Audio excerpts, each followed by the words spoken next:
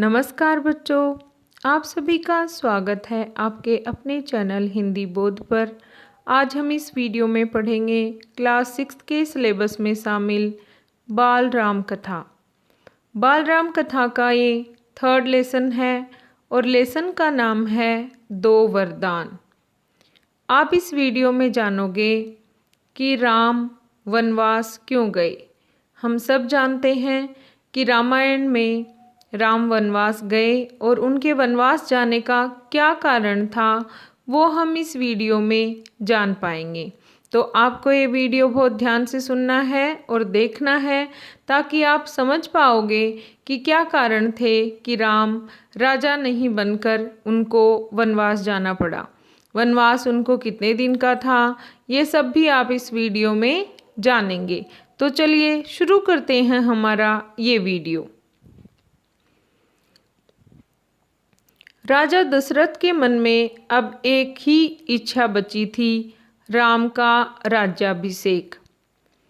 यहाँ पर देखिए, आप पहले ही हमने जो वीडियो देखे उनमें हमें पता चला कि राजा दशरथ राम से सबसे ज़्यादा प्रेम करते थे।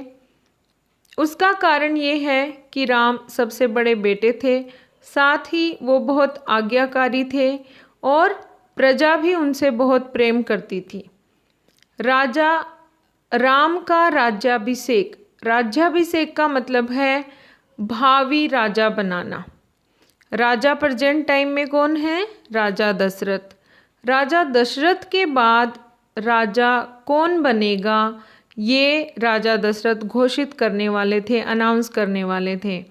तो राजा कौन बनेंगे? राम, ये वो बताने वाले थे। तो कौन सी घटनाएं हुई, क्या हुआ कि ऐसा नहीं हो पाया? उन्हें युवराज का पद देना। अयोध्या लौटने के बाद से ही उन्होंने राम को राजकाज में शामिल करना शुरू कर दिया था। अयोध्या लौटने का मतलब है यहाँ पर विश्वामित्र के साथ गए थे राम और उन्होंने अनुष्ठान करवाया, बाद में उनकी शादी हो गई और जैसे ही वो वापस लौटे तो अयोध्या के राजकाज में उनको शामिल करना शुरू कर दिया था दशरथ ने। राम ये जिम्मेदारी अच्छी तरह निभा रहे थे। जिम्मेदारी का मतलब है रिस्पॉन्सिबिलिटी। बहुत अच्छी तरह से वो अपनी रिस्पॉन्सिबिलिटी निभा रहे थे। उनकी विनम्रता, विद्वता और पराक्रम का लोहा सभी मानते थे। वो बहुत इंटेलिजेंट हैं और बहुत ही वीर हैं। पराक्रम मतलब वीर, बहादुर, ये सभी लोग मानने लग गए थे। प्रजा उनको चाहती थी और जो उनकी प्रजा के जो लोग थे वो बहुत प्रेम करते थे, स्नेह करते थे राम से। दशरथ के लिए तो वह प्राणों से भी प्यारे थे, बहुत ज़्यादा प्यार करते थे अपने बेटे राम से दशरथ। दरबार में राम का सम्मान निरंतर बढ़ रहा था। वहाँ दरबार मतलब राजा और राजा के साथ जो उनके मंत्री होते हैं उनमें राम को बहुत अच्छा मान रहे थे सभी लोग। राजा दशरथ वृद्ध हो चले थे। वृद्ध मतलब एज्ड, बूढ़े। मुनि वशिष्ठ से विचार विमर्श के बाद एक दिन उन्होंने दरबार में कहा, मैंने लंबे समय तक राजकाज चलाया, जैसा बन पड़ा। अब मेरे अंग शिथिल हो गए हैं, मैं वृद्ध हो चला हूँ। मैं चाहता हूँ कि ये कार्यभार राम को सौंप दूँ। अगर आप सब सहमत हों तो राम को युवराज का पद दे दिया जाए। अगर आपकी राय इससे भिन्न है तो मैं उस पर भी विचार करने को तैयार हूँ। सभा ने तुमुल ध्वनि से राजा दशरथ के प्रस्ताव का स्वागत किया। राजा दशरथ ने क्या कहा? मैं एज्ड हो गया हूँ, मैंने एक लॉन्ग टाइम तक राज किया, अब मैं चाहता हूँ कि राम को राजा बना दिया जाए। अगर आप मेरी बात से सहमत हैं तो ठीक है, अगर नहीं है तो मैं आपकी बात पर भी विचार करूँगा। पर सब लोगों ने, तुमुल ध्वनि का मतलब होता है क्लैपिंग करके, सभी लोगों ने ताली बजाकर राजा दशरथ की बात पर सहमति जताई। उन्होंने एग्री हो गए सब लोग। राम की जय जयकार होने लगी। सब राम के लिए उद्घोष करना शुरू कर दिया, राम की जय, राम की जय, ऐसे। दशरथ थोड़ी देर तक सुनते रहे संतोष के साथ। उन्होंने कहा, शुभ काम में देरी नहीं होनी चाहिए। मेरी इच्छा है कि राम का राज्याभिषेक कल सुबह कर दिया जाए। यह समाचार पलक झपकते पूरे नगर में फैल गया। हर जगह बस यही चर्चा थी। राज्याभिषेक की तैयारियां शुरू हो गई। अब दशरथ ने क्या कहा कि जो अच्छा काम है उसमें देर नहीं करना चाहिए, लेट नहीं करना चाहिए। कल ही हम राम को राजा बना देंगे, राज्याभिषेक कर देंगे। और सारे नगर में ये बात फैल गई और सब लोग बहुत हैप्पी हैं, खुश हैं। राम को राजा बनते हुए वो देखेंगे।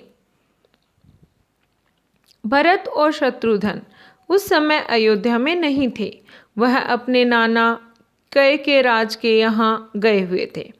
भरत जब भी अयोध्या लौटने की बात करते, नाना उन्हें रोक लेते। भरत को अयोध्या की घटनाओं की सूचना नहीं थी।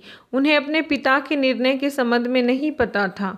ये जानकारी भी नहीं थी कि अगले दिन राम का राज्याभिषेक होने वाला है। के से एक दिन में भरत और शत्रुघ्न का आना संभव नहीं था।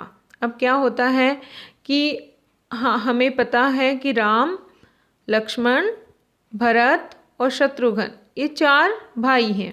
तो इनमें से 2 भरत और शत्रुघ्न ये वहाँ पर नहीं हैं, ये अपने नाना के घर गए हुए हैं। और महाराज दशरथ ने घोषणा कर दी कि कल ही राम का राज्याभिषेक होगा, पर ये दोनों भाई वहाँ पर नहीं हैं। ये दोनों अपने नाना के घर गए हुए हैं और एक दिन में ये वापस आ भी नहीं सकते। तो इन लोगों को नहीं पता है, इन दोनों को नहीं पता है कि अयोध्या में क्या हो रहा है। राजा दशरथ ने इस संबंध में राम से चर्चा की।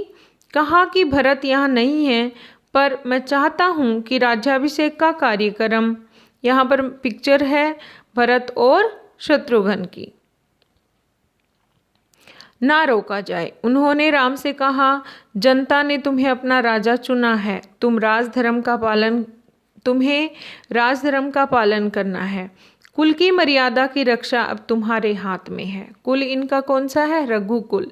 रघुकुल के लोग जो अपनी वचन दे देते थे, प्रॉमिस करते थे, उसके लिए वो चाहे मर जाएं फिर भी अपनी प्रॉमिस कंप्लीट करते थे। तो कहते हैं कि आपको अपने कुल की मर्यादा का पालन करना है। मर्यादा मतलब रिवाज। तो यहाँ पर आप देख रहे हो कि पूरे राजमहल में राम के राज्याभिषेक की तैयारियां शुरू हो जाती हैं। राज्याभिषेक की तैयारियां रानी कैकेयी की दासी ने भी देखी। रानी कैकेयी की दासी का क्या नाम है? मंथरा। शुरू में उसे इस चहल पहल का कारण समझ में नहीं आया। स्टार्टिंग में वो समझ ही नहीं पाई कि इतनी सब तैयारियां क्यों हो रही हैं। कोई फेस्टिवल आने वाला है जो इतनी सब प्रिपरेशन चल रही हैं, तैयारियां हो रही हैं। उसने इसे कोई अन्य अनुष्ठान समझा। वो सोची कि हो सकता है कोई यज्ञ हो। इतनी रौनक, ऐसी सजावट, डेकोरेशन, रौनक, चमक, ऐसा कुछ उसने अन्य अनुष्ठानों में नहीं देखा। पर इससे पहले भी बहुत सारे वहाँ पर कार्यक्रम हुए, पर ऐसा तो पहले कभी नहीं हुआ। उसे अचंभा हुआ, आश्चर्य, सरप्राइज हो गई वो। फिर उसने रानी कौशल्या की दासी से पूछा। उसे तब पता चला कि कल राम का राज्याभिषेक होने वाला है। यह उत्सव उसी के लिए है। क्या कहा कि कल राम का राज्याभिषेक होगा और इसीलिए सब डेकोरेशन चल रही हैं। मंथरा जल भुन गई। मंथरा को बहुत गुस्सा आ गया इस बात पर।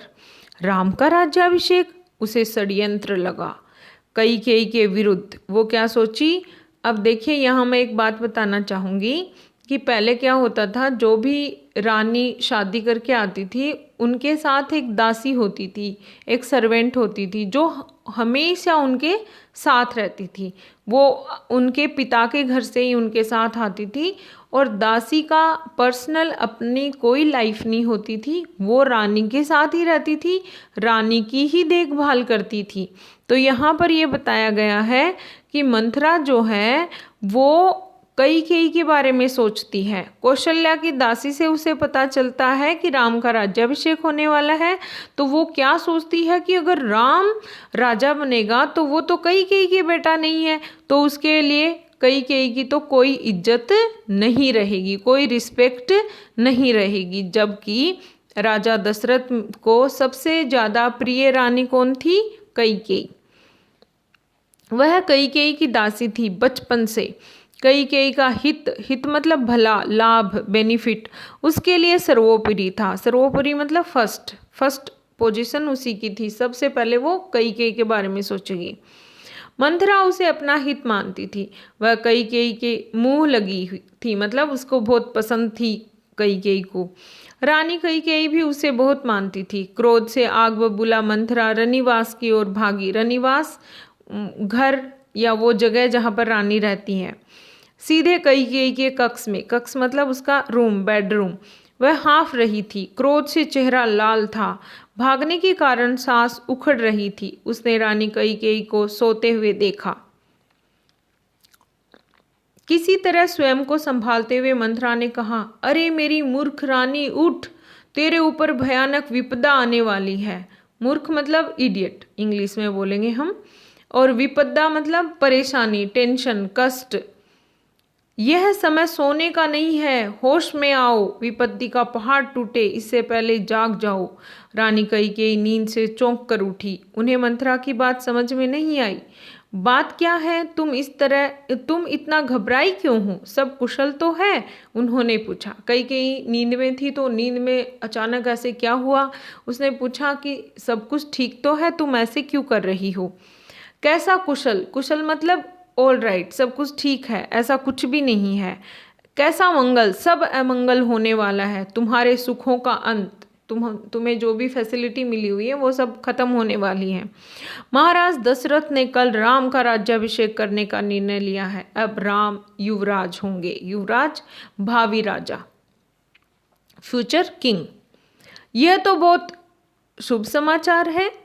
कैकेयी ने प्रसन्नता से अपने गले का हार उतारकर मंथरा को दे दिया। कैकेयी बहुत खुश हुई कि राम राजा बनने वाला है। उसने अपने गले का हार उसको गिफ्ट में दे दिया।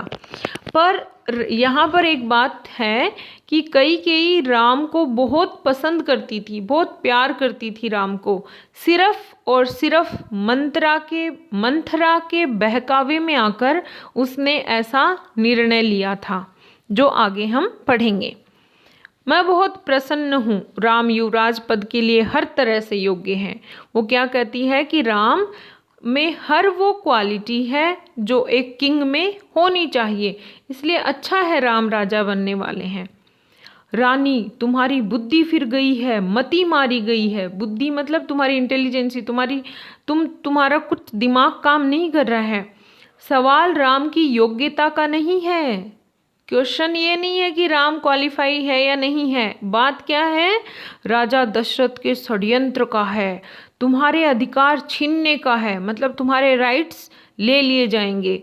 मंथरा ने हार दूर जो गले का हार दिया था उसको फेंक दिया और बोली, यह षड्यंत्र नहीं तो और क्या है? कल सुबह राज्याभिषेक है। भरत को जानबूझकर ननिहाल भेज दिया, समारोह के लिए बुलाया तक नहीं। क्या कहती है कि भरत तो यहाँ है ही नहीं।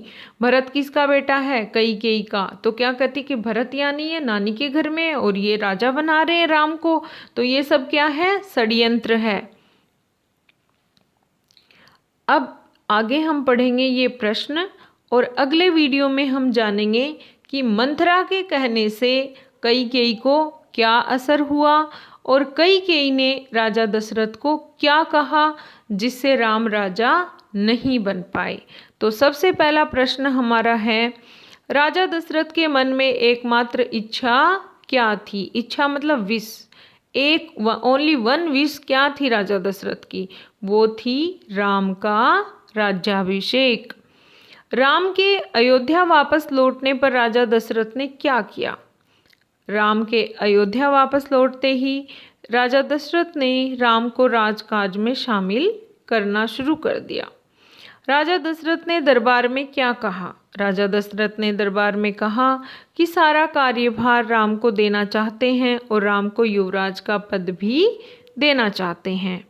अगला प्रश्न है, दरबार में सभा की क्या प्रतिक्रिया थी? प्रतिक्रिया, रिएक्ट, क्या रिएक्शन किया उन्होंने?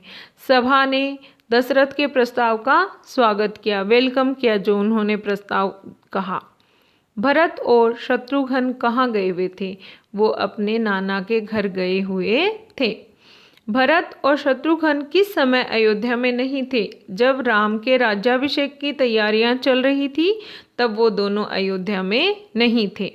ये था हमारा आज का वीडियो। पार्ट 2 में आप जानेंगे कैकेयी के 2 वरदानों के बारे में। अगर आपको ये वीडियो पसंद आया है लाइक ज़रूर करें, चैनल पर नए हैं तो सब्सक्राइब करें। Thank you.